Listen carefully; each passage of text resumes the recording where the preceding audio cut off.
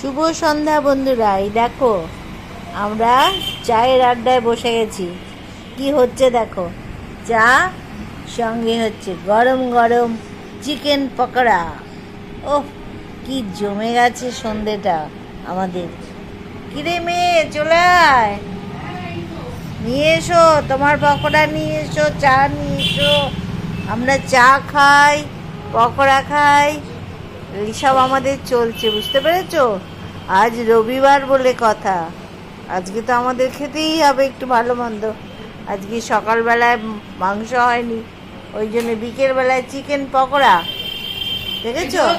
আর আমাদের সস নিলে না, দিদি একটু সস খাবি নাকি? ও দারুণ দারুণ। এই দেখো চিকেন পকোড়াগুলো দেখেছো? ও গরম গরম দারুণ। কি হয়েছে? একটু ঝাল ঝাল সস দিয়ে দিচ্ছি, একটু ঝাল সস দিয়েছে, ব্যাস। তোমরা কারা এরকম খেতে ভালোবাসো আমাদের অবশ্যই জানিও। আমরা তো খেতে তোমরা কি করছো সন্ধ্যেবেলা? কিন্তু আমরা খুব একটা খাই না, আজকে রবিবার একটু ইচ্ছা হলো। আহ, চলো চায়ের সাথে খাওয়া যাক।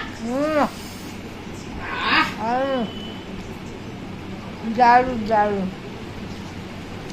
খুব সুন্দর, কেমন হয়েছে?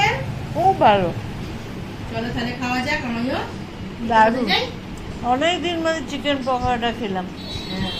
আমরা বাইরে থেকে খাই না, দেখছো তো, লক্ষ্য করছো তোমরা?